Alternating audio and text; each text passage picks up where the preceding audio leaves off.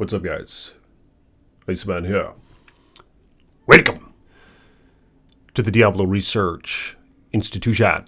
So I just recently fought this level 200 Uber, and I kicked the shit out of it. But the problem is I didn't get it on video, so I'm going to try it again, right? And I know my last video I actually tried Uber Lilith, and she absolutely decimated my character, just kicked the shit out of her. It was really discouraging because I wanted to beat her, right?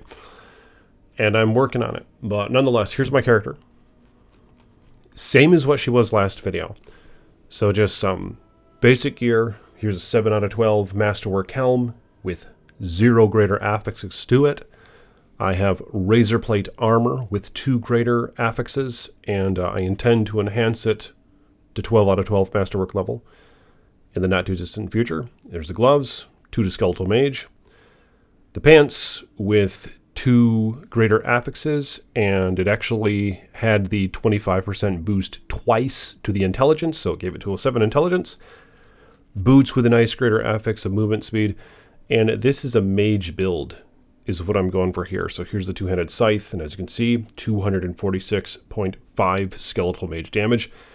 That's right, I took the path less traveled by, got a little sick of the golem build, just a little too cookie cutter, just what everybody's doing. And yeah, I know it's the best way to get to the tippy top of the pits, but it's not really what I'm trying to do here. I just want to have a character who's enjoyable to play and who's not just entirely reliant on just some fat, ugly golem to go and hit everything. While all your skeletons just fall to the wayside in terms of their DPS. Now, that's not what I'm going for here. I'm going for like a mage build. These are shadow mages, and it's been a damn good time. So, Decrepify size on this amulet, I'm probably going to have to remaster work this whole thing because there's just too much Decrepify size on this character. I have that on the boots as well, and I just overdid it by mistake. So, there's a greater FX ring, this and that, but nonetheless, here's how you do this Uber, and I forgot its name. But we're going to find out in just a minute. It's over by the Tree of Whisperers, so you just have to teleport over there to that waypoint, and then head over to the tree, and there's this little quat hole in the ground right there. So you just walk in there, and from there, you can fight this Uber boss, who I think is level 75, and they have a high chance of dropping uniques, but you can make it a tormented version to where it is level 200. And actually, before I do this, I'm going to take 2 potions, which I normally don't do, so that's going to boost up my life now to 53,000. And we'll head up in there and see what we can do. But yeah, you just run through these tunnels. Oh, I guess she's right here. VARSHAN. I don't know if that's a women or what. Should I fight the regular version first? I think I'll just go straight up to the tormented version, so let's see. Let's see if we can do it. Curse. Get a body going. Whoops. Oh, I messed up. Supposed to cast Army of the Dead right there. There's Army of the Dead as a damage booster. Yeah, look at that. Not bad. Not bad so far. Oh, she's gonna go.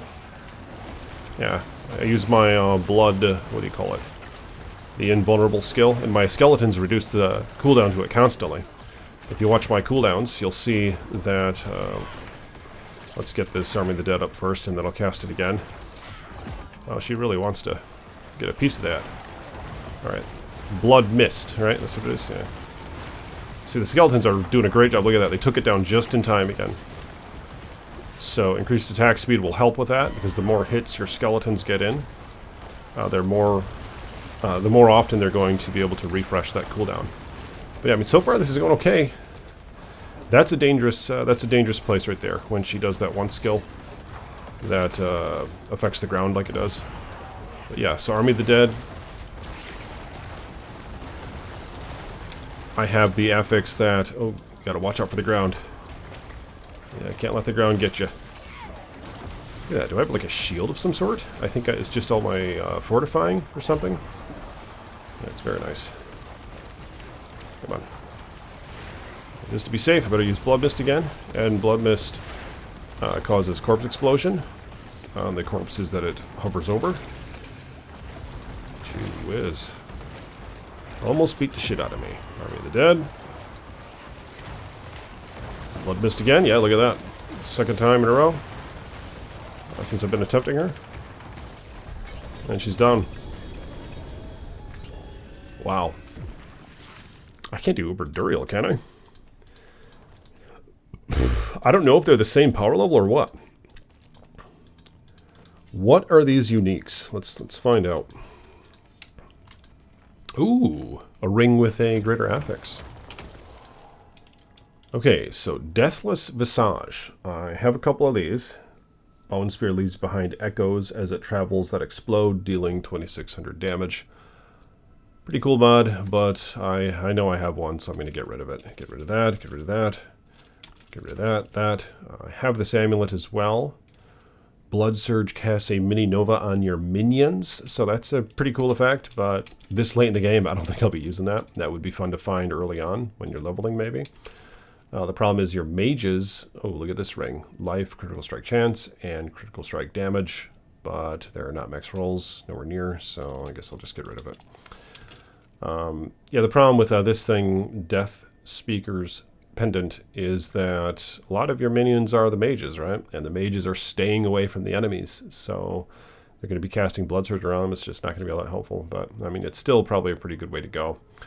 Ooh, oh my god. Look at this one. Another Deathless Visage. This one has a max roll in terms of its unique mod.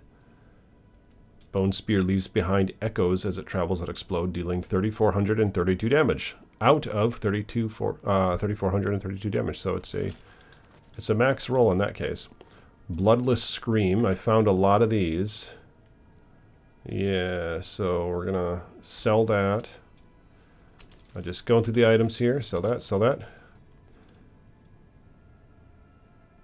Penitent Greaves. I don't think I found these before. Oh, yeah, I have. You leave behind a trail of frost that chills enemies. You deal 14% more damage to chilled enemies. Some movement speed on there, very low roll, so I'm going to get rid of those. And here's the ring with the affix, and shit, it is overpower damage, and I just don't know if overpower damage is worth it. But let's fight her one more time. Maybe, yeah, she tends to drop a lot of things when she's tormented, apparently, so we'll fight her one more time. And how you do that is you leave the dungeon, and then you have to reset the dungeon, because if you walk right back in there, it's going to be just how you left it, and she's going to be dead, there's going to be shit on the ground, and things like that.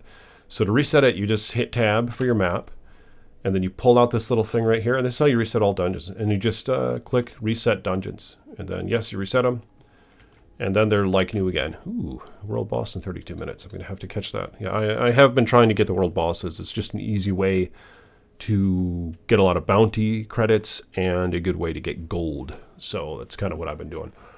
But let's try her one more time. Yeah, but I don't really know. Is it worth doing the tormented version? If you guys will, let me know in the comments. And like compared to just doing the regular version, like you're spending a lot more materials on the tormented version. So I just don't know if it's a worthy endeavor, but I'm curious what you guys have to say about that. And also, because she's level 200 here, does that mean she's like equivalent to the tormented version of Duriel, who is also level 200, and Dariel for that matter, to my understanding?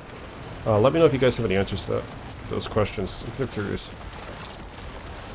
Okay, it's actually going quite well. Look at that. My blood mist is already reset. Look at that. Cast it again, so I'm invulnerable. Army of the Dead is reset again. It's just a godly build. Well, it's not really godly, but it's my build. You know, I haven't looked up a... this isn't like copying a guide or anything, you know. And I think that is the most rewarding way to play, is just to read through the skills and just use kind of what you want and experiment. It's been a good time. I've taken a few peeks here and there at guides, a little bit of advices here and there. My Paragon board is probably complete garbage. You guys I gotta show you my Paragon board. It's just complete ass. It's just amazing. But even with that being said, ooh, you don't want to get in that mess. Gonna kill you. But even with that being said, with an ass Paragon board, it looks like I can still handle this boss here. So I mean, With this build, I'm able to collect the highest crafting materials from doing 61 pit and beyond. I could probably quite easily do a 70 pit if I wanted to, but I haven't really tried anything. I haven't tried that yet, and but I'm quite sure I could do it. I do the level 61, 63 pits with like a ton of time left on the clock. I could do it without dying, so I mean, I'm pretty sure I could do that. I just haven't really had the drive to, and I think that's fine, you know? Because I can collect the best materials already, so from there I can just kind of experiment and mess around with a build that I want to play. You know, which is something like this, where you're kind of watching your homies, and you got all your homies doing the work. There you go. Oh shit, what do we have here? Oh shit, did I not sell? I didn't sell those items. I'm gonna have to come back. You know what? Throw this junk on the ground. Let's just pick up the uniques. And then I'm going to come back here. But, same junk. I don't want to just keep finding the same junk, you know? 2800 bone spear, yeah, I mean, what's the point in finding all the same junk? 1.6, the lower roll the better on these, because you want that casting more frequently. Minimum of 1 second to 2 seconds, and this one's every 1.6 seconds, so it's not that great of a roll. Pretty sure I have a better roll than this. So we're going to sell that too. Here's another bone spear thing. That's okay. That's acceptable damage reduction of max bone critical strike damage. Are you kidding me? I might want to keep that, just because I love keeping everything. Here's a wand with an affix on it. One-hander. Alright, I'll keep that too. But let me know where you guys are at in this game. What build are you enjoying so far? Mine's definitely this mage build. And check out all the mages I have. I have 6 mages out at once.